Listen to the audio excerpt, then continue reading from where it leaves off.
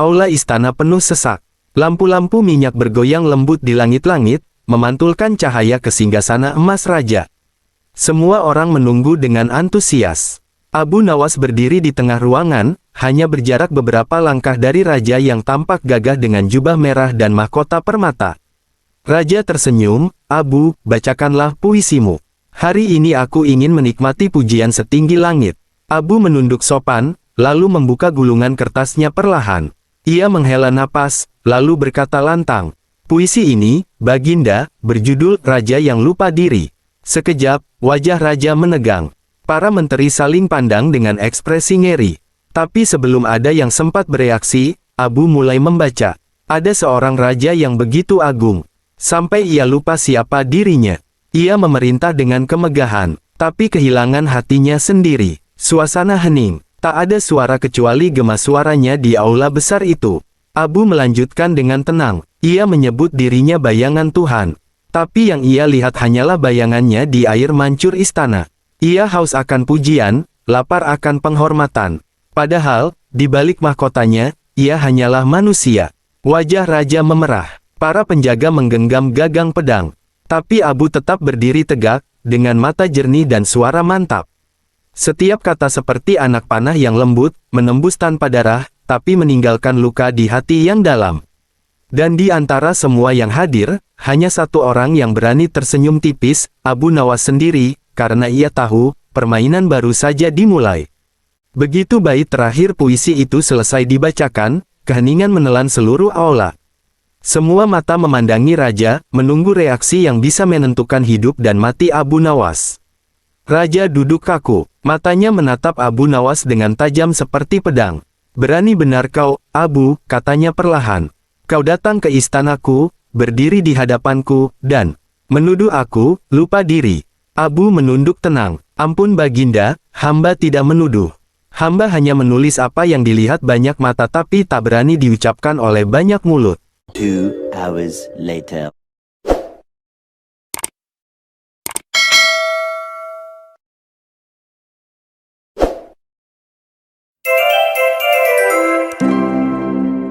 Baghdad sedang berada di masa makmur.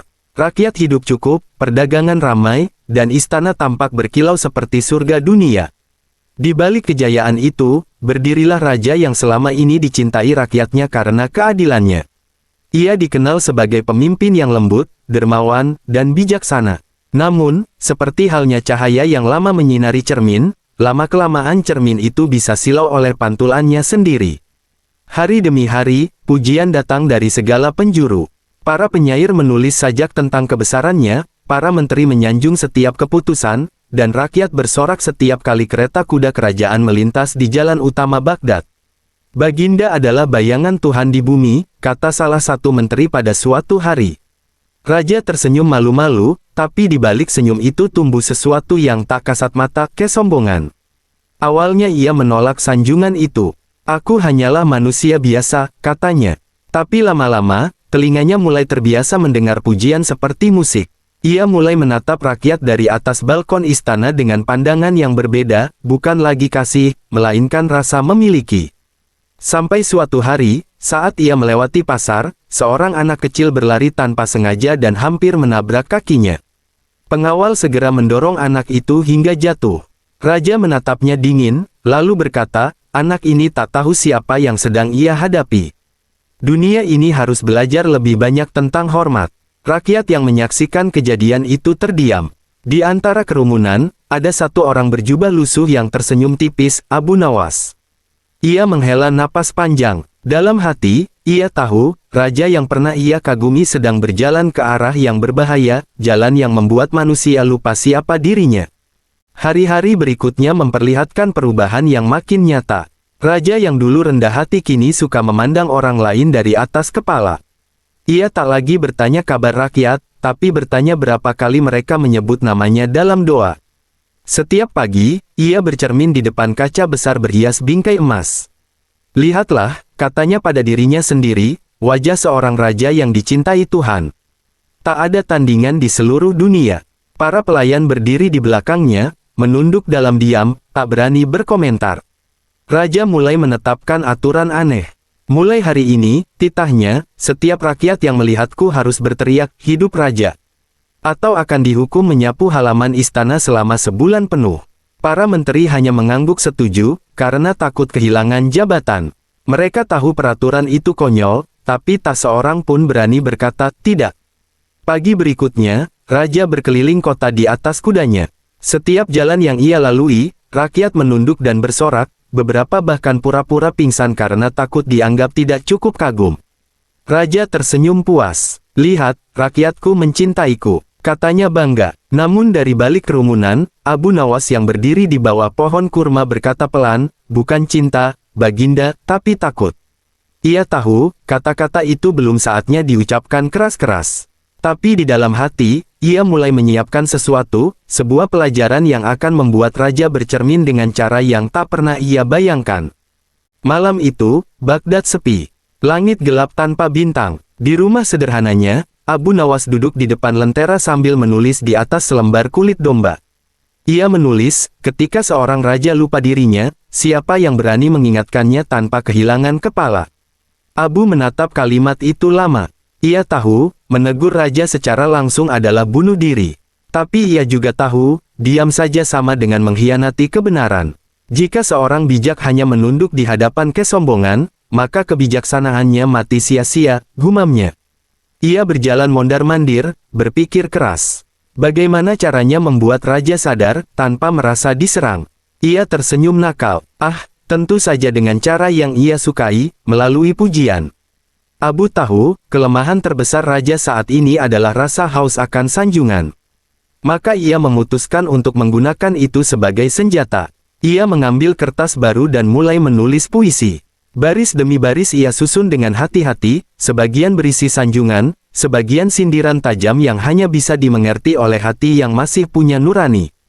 Ketika fajar menyingsing, Abu menatap tulisannya dan berkata pelan, ini bukan puisi biasa. Ini akan jadi cermin bagi seorang raja yang lupa siapa dirinya. Keesokan harinya, Abu Nawas datang ke istana dengan langkah santai. Ia mengenakan pakaian lusuh seperti biasa, tapi di tangannya tergenggam gulungan kertas panjang. Di depan gerbang istana, pengawal menatapnya curiga.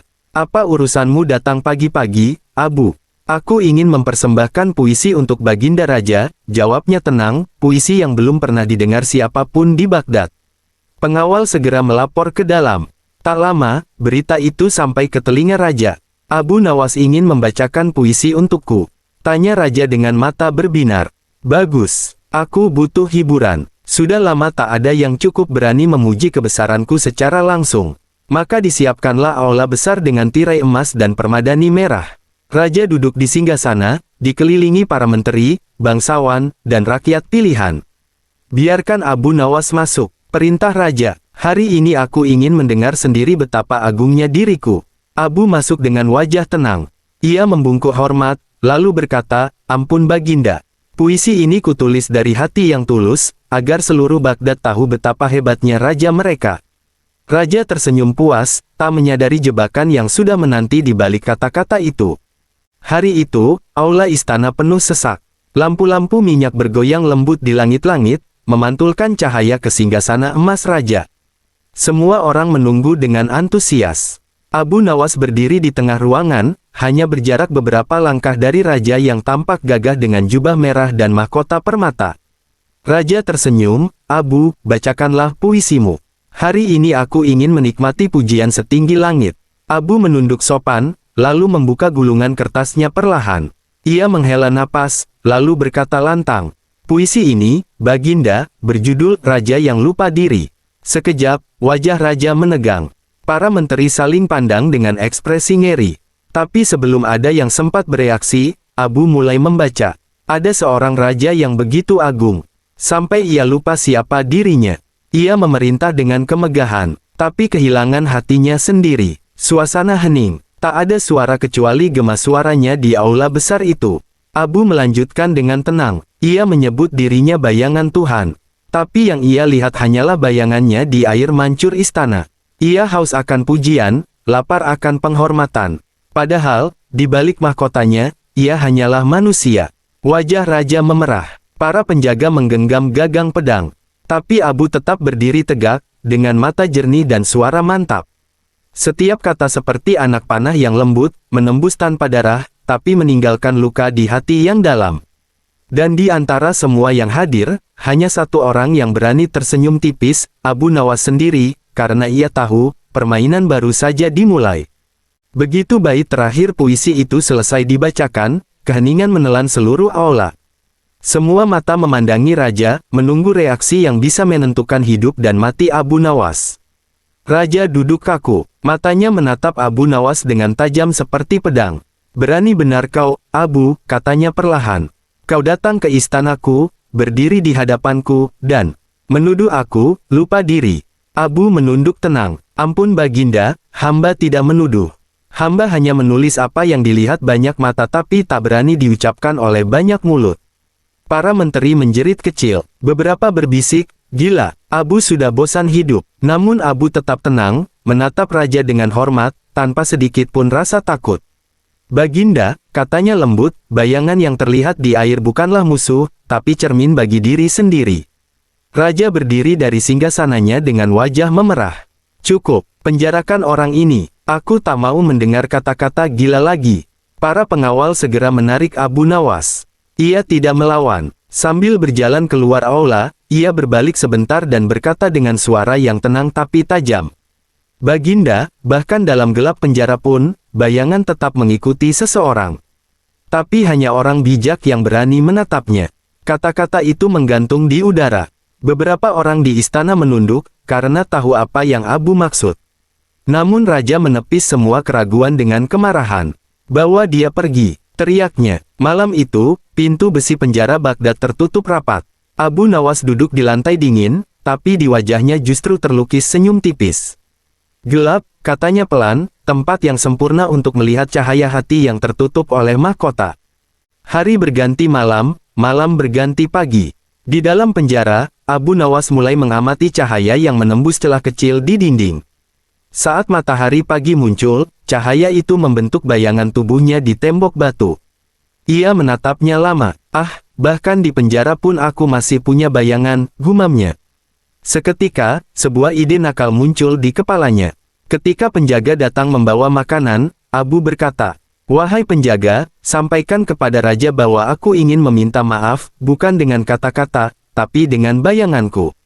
Penjaga itu bingung, tapi karena tahu Abu terkenal dengan tingkah anehnya, ia melaporkan hal itu ke istana.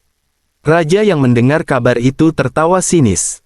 Bayangannya ingin meminta maaf. Orang itu memang gila, tapi baiklah, aku ingin melihat sejauh mana kegilaannya bisa menghiburku. Bawa dia ke halaman istana besok pagi. Keesokan harinya, Abu dibawa keluar penjara.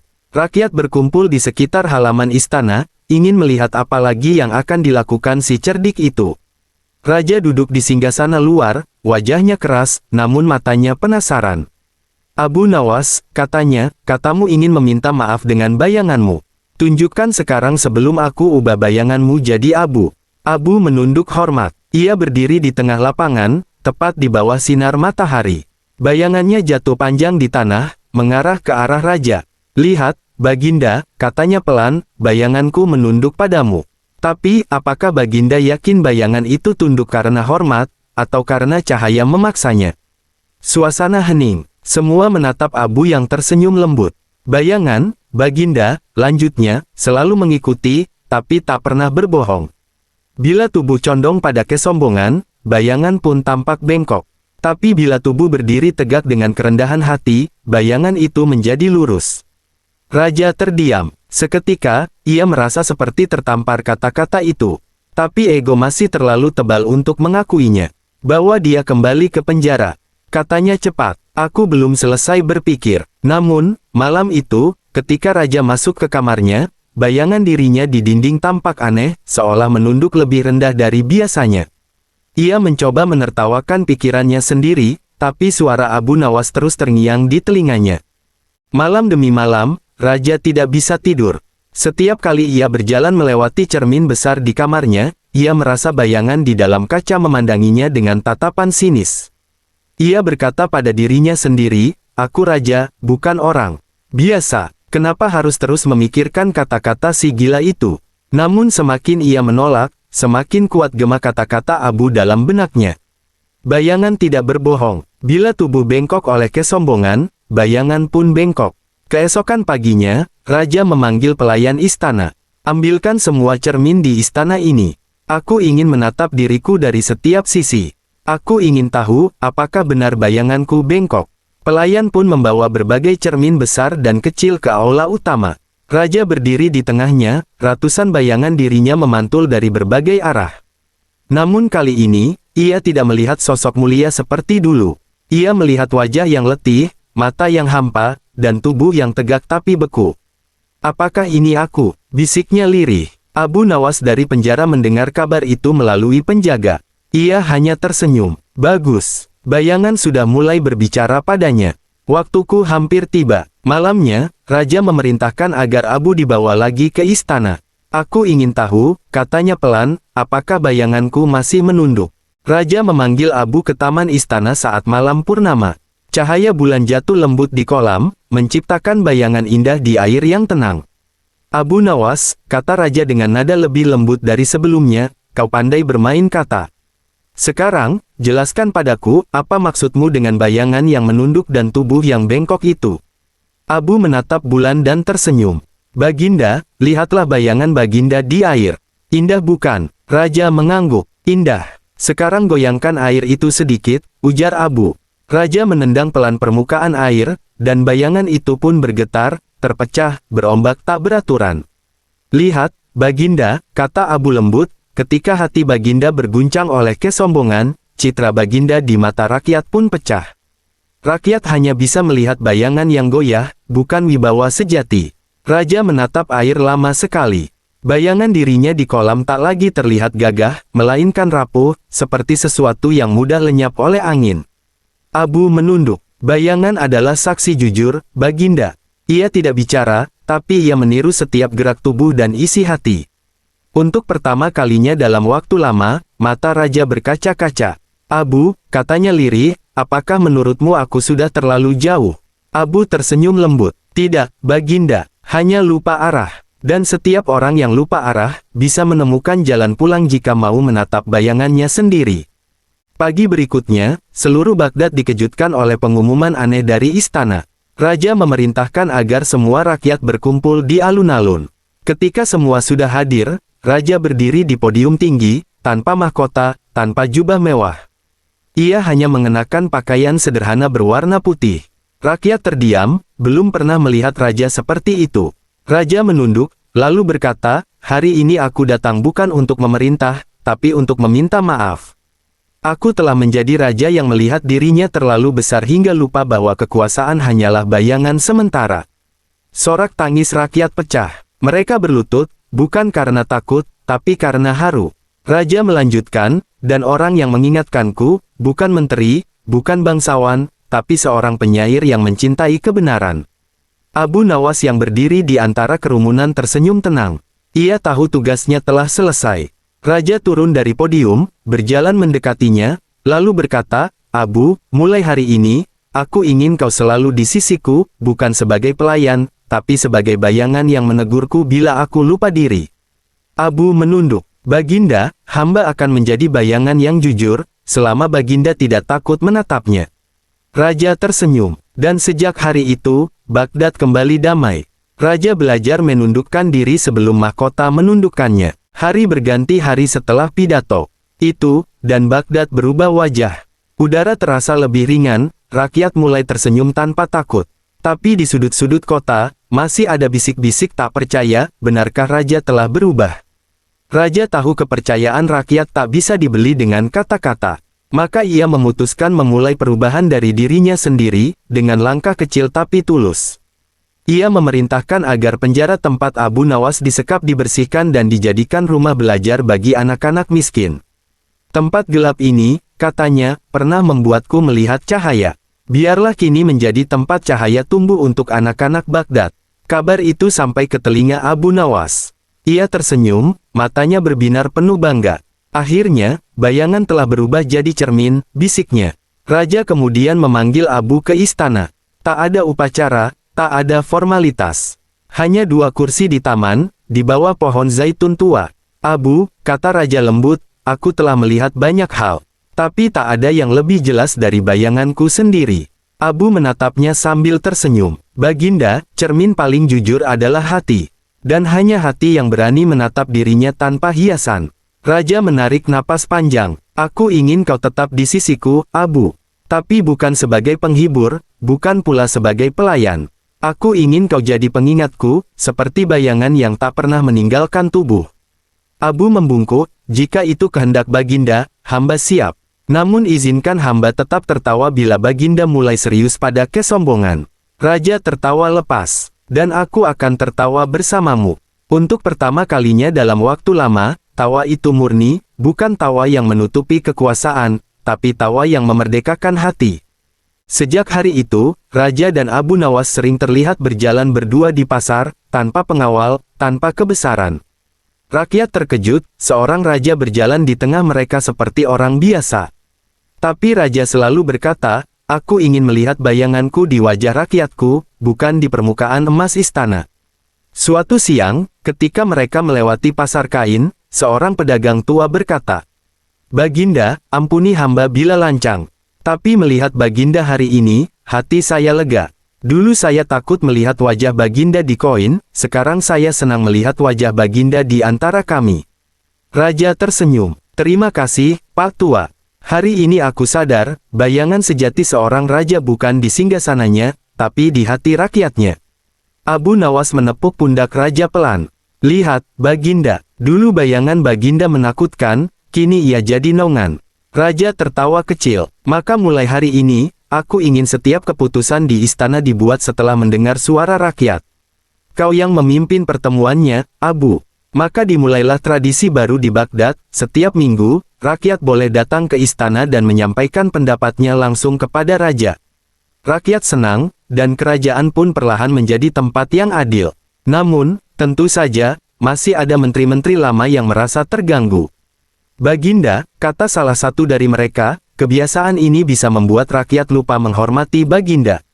Raja tersenyum dingin. Yang membuatku dihormati bukan ketakutan, tapi keadilan. Abu sudah mengajariku itu, dan dengan itu, tak ada lagi yang berani membantah. Beberapa bulan berlalu, Baghdad menjadi kota yang penuh kebahagiaan dan tawa. Namun Abu Nawas tahu, kehidupan selalu berputar. Suatu hari, kesombongan bisa datang lagi, diam-diam, seperti bayangan di balik cahaya. Suatu sore, mereka duduk di taman istana. Raja memandang ke arah matahari yang mulai tenggelam. Abu, katanya, meski aku sudah berubah, aku masih takut satu hal. Apa itu, Baginda? Takut aku akan kembali seperti dulu. Lupa diri, buta pada kekuasaan. Abu tersenyum bijak. Bayangan memang selalu mengikuti cahaya, Baginda. Tapi, bedanya sekarang, Baginda tahu di mana berdiri. Bila Baginda mulai melangkah ke arah yang salah, bayangan itu akan memanjang dan mengingatkan. Raja terdiam lama. Jadi bayangan bukan untuk ditakuti, tapi untuk dipelajari. Benar, Baginda. Karena selama seseorang punya bayangan, artinya ia masih berada di bawah cahaya Tuhan. Raja menatap langit senja. Warna keemasan menyelimuti taman, dan bayangan mereka berdua jatuh memanjang di tanah. Abu, katanya pelan, aku ingin bayanganku seindah nasihatmu. Abu tertawa kecil. Kalau begitu, berhentilah memburunya, Baginda. Bayangan indah datang pada mereka yang berjalan dengan hati ringan. Kisah perubahan Raja Baghdad menyebar ke seluruh negeri. Para ulama, pedagang, dan rakyat jelata sering menceritakan kembali kisah raja yang lupa diri dan bayangan yang jujur. Dari kisah itu, lahir pepatah yang populer di kalangan rakyat. Bila engkau ingin tahu siapa dirimu, lihatlah bayanganmu saat matahari jujur. Suatu hari, seorang anak kecil bertanya pada Abu di pasar, Tuan Abu, kenapa orang besar sering lupa diri? Abu tersenyum dan menjawab, karena mereka sering berdiri di bawah cahaya pujian, Nak. Cahaya yang terlalu terang bisa membuat seseorang buta pada bayangannya sendiri. Orang-orang yang mendengarnya tertawa dan mengangguk. Sejak saat itu, kata-kata Abu menjadi semboyan moral di Baghdad. Bahkan para pengajar di madrasah menulisnya di dinding kelas. Raja pun bangga, bukan karena disebut bijak, tapi karena kisah kesalahannya menjadi pelajaran bagi semua. Ia sering berkata pada menterinya, kesalahan yang diakui adalah guru paling setia. Ia tak pernah meninggalkanmu, bahkan saat semua orang melupakanmu. Tahun-tahun berlalu, Abu Nawas menua, rambutnya memutih, tapi tawanya tetap sama. Raja pun mulai menua, tapi hatinya justru semakin muda, ringan, damai, dan rendah hati. Suatu sore, mereka duduk di tepi kolam istana. Airnya tenang, memantulkan langit jingga. Raja berkata, "Abu, tahukah kau? Dulu aku memandang bayangan sebagai musuh. Kini aku sadar, ia adalah sahabat yang setia." Abu tersenyum hangat. "Bayangan memang sahabat terbaik, Baginda. Ia selalu menuruti arah kita, tapi juga selalu menunjukkan bentuk asli kita, tanpa hiasan." Raja menatap pantulan dirinya di air. "Aku bukan raja yang sempurna, Abu. Tapi aku ingin mati sebagai manusia yang jujur." Abu menatapnya lembut. "Dan itu sudah cukup, Baginda. Karena kejujuran adalah mahkota yang tidak bisa dicuri, tidak bisa diwariskan, hanya bisa dijaga." Mereka berdua tertawa kecil. Angin sore berhembus pelan, menggetarkan permukaan kolam hingga bayangan mereka berdua bergoyang lembut. Abu menatap pantulan itu, lalu berucap pelan, "Lihat, Baginda, dua bayangan, tapi satu cahaya." Raja tersenyum. "Ya, Abu, dan ketika aku tiada nanti, biarlah bayanganku tetap berjalan di sisi rakyat, sebagai pelindung, bukan penguasa." Senja itu menutup kisah mereka. Baghdad menjadi saksi bagaimana seorang raja yang sombong bisa berubah karena cermin kebenaran bernama Abu Nawas, seorang penyair yang berani menertawakan dosa dengan kelembutan, dan mengajarkan bahwa kebesaran sejati bukan pada mahkota, tapi pada hati yang mau melihat.